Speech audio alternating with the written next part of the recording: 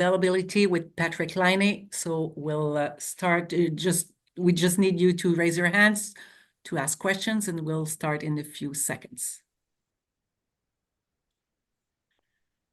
Martin McGuire, you're the first. Hi, Patrik. Welcome to Montreal. Thank you. Thank you. Bonjour. Patrik, I'm just curious, why do you think that Montreal could be the team offer you a good opportunity to become the player that you were in Winnipeg? Sorry. Yeah, I mean, no, first of all, yeah, I'm obviously super excited to go to Montreal. Obviously I kind of lived that in Winnipeg of how crazy hockey is in Canada, and now obviously going to Montreal will be even crazier. So I think they have a good thing going over there. Obviously great organization, new really good head coach, a lot of young talent. And I feel like I'm at that point in my career where I can kind of guide these young guys, and since I've been around for a few years now and kind of seen a lot of things, so hopefully be helpful in the locker room and obviously on the ice, and bring my expertise, and bring the cup to Montreal. So that's kind of my goal for now. Kent Hughes told us a few minutes ago that you were part of a meeting with him, with Jeff Gorton and Marty St. Louis.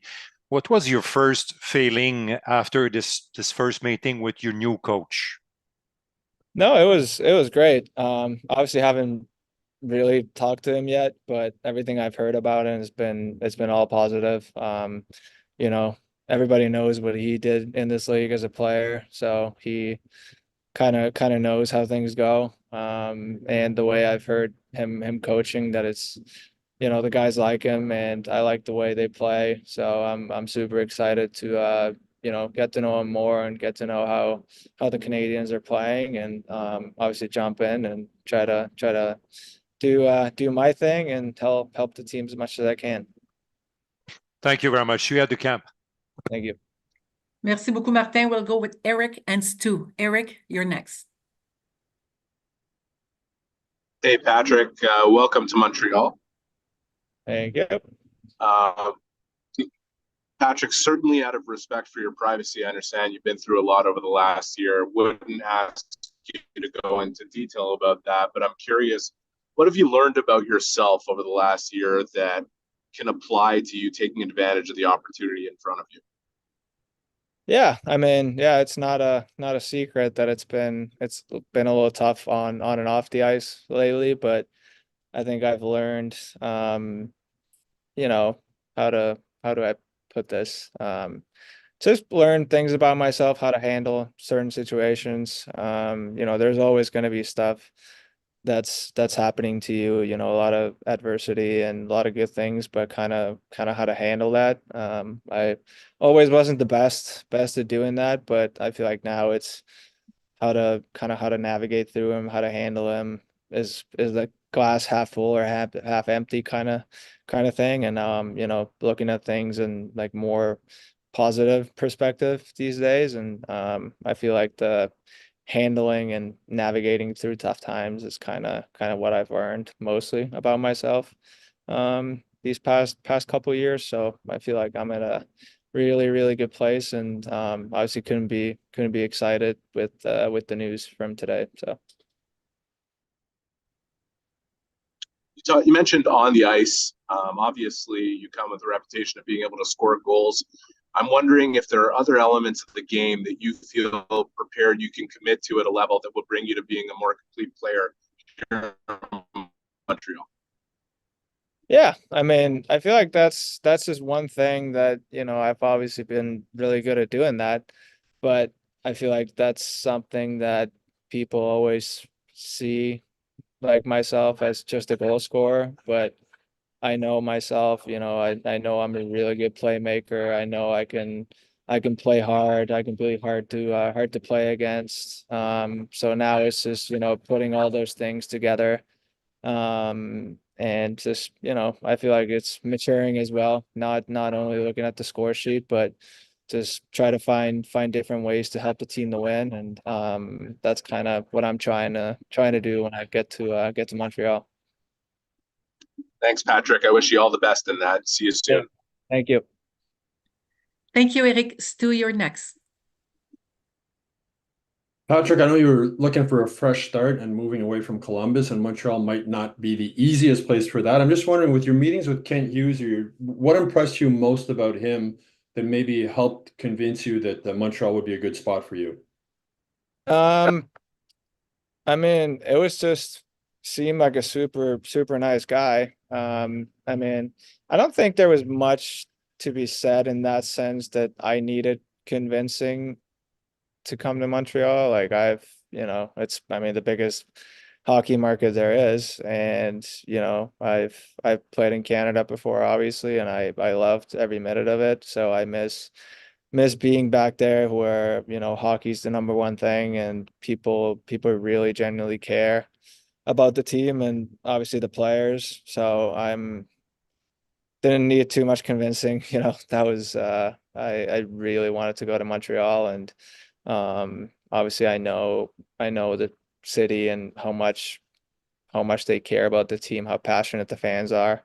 And yeah, for some people, yeah, it might not be the easiest place to go, but I've always liked being in the spotlight on the ice, and I feel like when there's a lot of pressure, I feel like in those times I've usually always been at my best. So I'm opening the challenge with open arms, and I'm super excited about that opportunity that I'm getting here. Was it difficult in some ways playing in Columbus, a market that's not really a big hockey market? Was that an adjustment? And do you feel you have something to prove now coming to Montreal? I wouldn't say it was hard. I mean, even in Columbus, like people still care.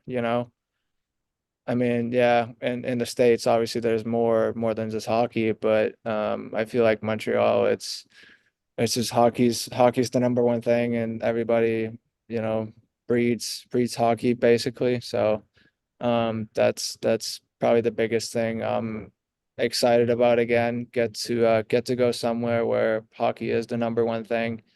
And yeah, that's kind of where I'm at. Is super excited to come over and obviously get things going with the team. So Have you had any text messages or anything from Habs players already? yeah, I've had a few. It's been a pretty crazy couple hours. I was on a walk with our dog, and yeah, it got pretty crazy. Phone got pretty hot from all the calls and the text messages, but yeah, there's been a few that reached out, so obviously much appreciated, and it's been a warm welcome so far, so that's been awesome for us. Yeah, thanks. Thank you. Thank you, Stu. Jean-François Chaumont, t'es le prochain. Hi, Patrik.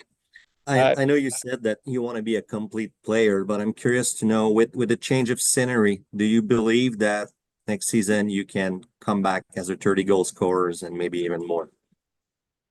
Yeah, I mean, I don't want to come back as a 30 goal scorer. I want to come back as a 40, 50. I've done that previously, and it's not by accident, but it's not just all about that. I want to come in and do whatever it takes to contribute to the team and make the team win, whether it's me scoring 50 or scoring 20, as long as the team wins. That's all I'm about. I just want to win. I'm kind of getting to that age as well. I'm not 19 years old anymore, so I just want to win. I know how important that is, how much fun winning is, and it's obviously been tough missing the playoffs the last handful of years, and obviously second year being in the conference finals and seeing what that's like. It's all we play for. That's why we work out during the summer, and obviously train as hard as we do to get to those games, and haven't been fortunate enough to get there in the last couple of years. So I'm gonna do whatever it takes for me to contribute and take the Canadiens over there. So Thank you. See you soon in Montreal. thank you. Merci, Jean-François. Arpen, you're next. Hello, Patrick. Just congratulations on your engagement, by the way. I noticed recently that you and your fiance started this program to kind of promote better mental health and provide space to speak out. Like, again, without going into detail, but I just find it so refreshing to hear how you have a different perspective now after seeking out help. Like, can you just describe how that's changed your life to and why how do you hope to, I guess, spread that message that asking for help is can be beneficial? Yeah, I mean, yeah, we're obviously pretty proud of it. The thing we're doing, had a lot of positive feedback and feel like it's, pretty close to both of our hearts. And we both know from experience that, life is not easy. So I think it's more about, talking about it, and that's kind of my approach to this is, for me, talking was the thing that's been helping, and somebody else it might be something else, but I can only speak from my own experience, but just try to spread the positivity about talking about these hard things. It's not easy, it's not fun, but it's so helpful in the long run. And that's kind of what I've realized during my journey, and just figured, start this project and kind of destigmatize this whole mental health space, and just it's okay to seek for help, and it's not a weakness, it's a strength. So that's kind of where we're at with this, and we're obviously really proud of it, and taking it as high as we can. So hopefully help a lot of people along the way. Well, yeah, congrats on that. And obviously this is somewhat secondary, but I'm wondering if in the time you've spent sort of working on yourself, if you've kind of reflected back on the hockey career and the extent to which maybe the mental challenges were hindering you. Like, did you learn about how to apply these things to how you perform on the ice, how you deal with teammates? I don't know to what extent it might help, but have you thought about how you can apply what you've learned to your career? Yeah, I mean, I think most importantly, it's been just about Patty as a person, more than Patty the hockey player. Mhm. Obviously, one thing I've noticed is that when you're not enjoying whatever you do, you're probably not going to be able to perform, and that's kind of where I've been at. I haven't been enjoying myself for a while, but now I'm happier than ever, off the ice, obviously, and done a lot of work on myself to get me back to this point where I'm actually super excited about playing. Obviously in a new place with new teammates, in a new city. Um, so I've learned a lot of things over these last couple of years, and now it's a really good time to put them to test. But yeah, I'm absolutely readier than ever. So All right. Thank you, Patrick. I'll see you soon. thank you. Merci beaucoup, Arpen. Les deux prochains seront Marc-Antoine et Simon Olivier. Marc-Antoine, c'est à toi. Hello, Patrick. Thanks for sharing that, first of all, and once again, welcome to Montreal. I think you had surgery on your shoulder. Where are you at in that on that front? No, had a little operation earlier, but feels great. Been just actually got cleared to skate, and I've been skating now, and no issues. Still absolutely ripping the puck, so no issues there. But yeah, overall body feels good. Still obviously got a month until camp, so got lots of time to make some adjustments, but overall right now feels really good. No concerns with the body whatsoever, and with the mind. So feel like I'm in a really good place as a whole package. That's great. Also, I was curious to know, because you asked for a trade like to the previous administration in Columbus, and back then, I mean, you were already on the program, and my understanding is that you needed to be out of the program in order for things for the trade to get into like the next gear, next level. So how was it to be like in that situation where on the personal side you had things you wanted to deal with, but at the same time it was things maybe were a little bit on the standstill from the hockey trade point of view. So how did you live that situation? No, it was I feel like I kind of believe that, everything is gonna work out. My main focus was obviously getting me healthy again, and then everything else will kind of sort itself out after. But yeah, I mean, I got out of the program as soon as I was 100% ready to come back to play, and then obviously the trade thing worked itself out like I was hoping and I was believing. And but it wasn't tough to think about it like that, since I was mostly just focusing on getting me back to health, obviously physically and mentally. But yeah, just like to believe that everything happens for a reason, and got out of the program when I was healthy. And now we're here going to Montreal, so it all worked out as we hoped. Thank you. Thank you. Merci Marc-Antoine. Simon Olivier, c'est à toi. Patrick, I'm wondering, actually, a few other journalists touched on it about the fresh start you needed, the way you wanted out of Columbus. What actually do you feel didn't work out in Columbus? Could you have seen yourself come back healthy next year and pursue your career, or did you see a dead end for your career in this organization? Yeah, I mean, if I'm being honest, I don't really want to get into that. Like whatever happened. I don't want to look back on it too much. I just want to focus on, what's ahead of me. But it just wasn't a great fit for me. Obviously I feel like the team and myself needed to move on, and me as a person needed a fresh start somewhere else. So that's kind of, I feel like I'm gonna leave it at that.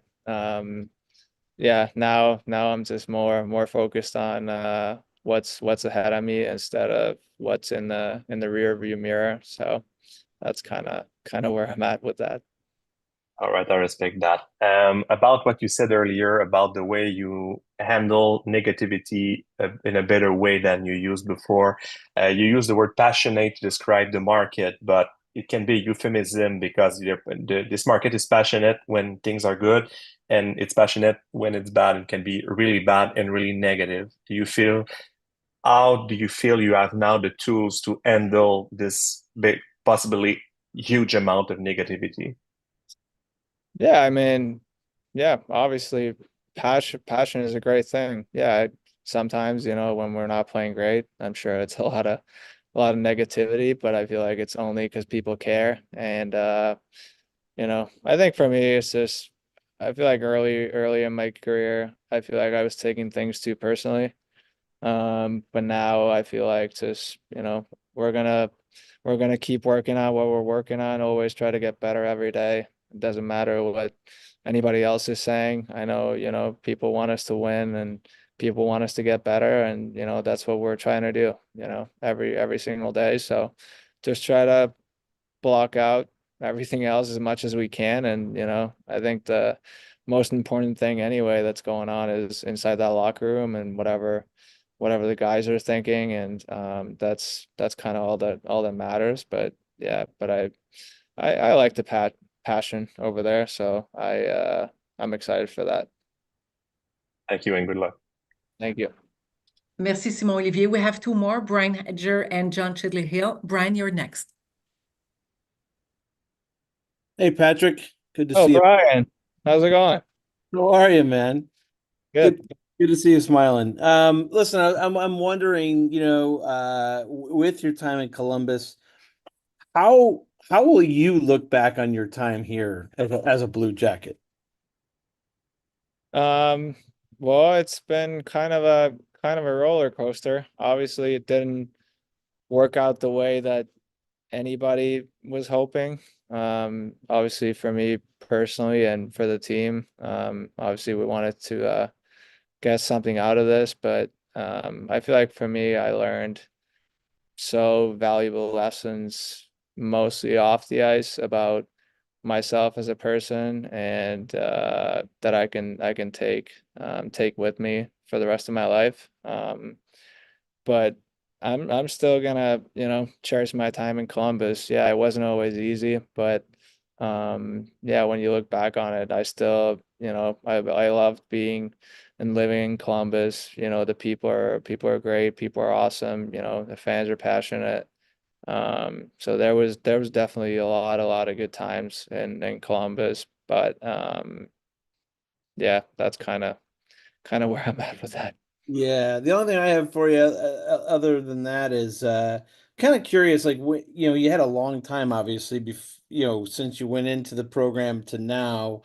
Um, can you say at what point you kind of came to a decision where you're like, maybe a change would be better? And did it matter that we've had a lot of change here in Columbus? Don Waddell's new, got a new coach, that kind of stuff. Did any of that matter? Not not really.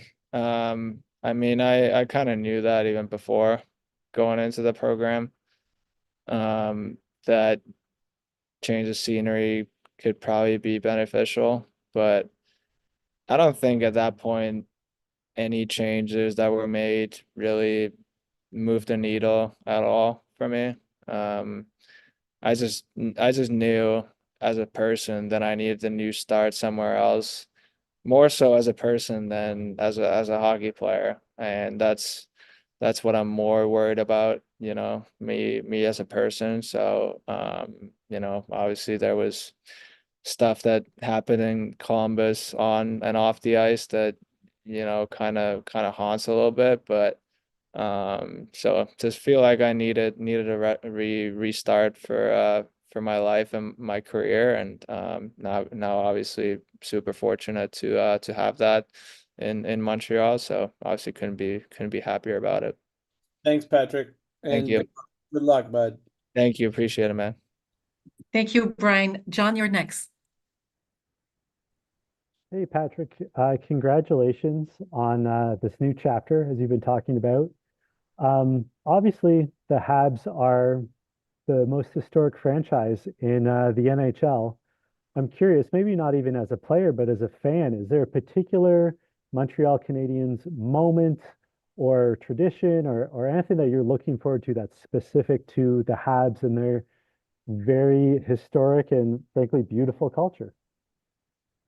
I mean, yeah, like you said, I mean, there's probably so many. I feel like just playing at the rink, I think that'll be pretty cool. It's one of the most famous hockey arenas with the most history, obviously. So I'm gonna be super super excited about that. Skating in front of the fans for the first time. And then I don't know, probably just having Saku as the captain over there. I think that's pretty cool to go to somewhere where they kind of know what Finns are like already, and he was well respected and liked over there. So hopefully I can follow up. I don't know if I'll be able to do as good as he did, but I'm gonna try my best to you know be be as good as he was in Montreal. But yeah, there's just like million things to choose from, but I would probably say those two. I actually, as a follow-up, I actually covered the World Juniors in Helsinki in 2016.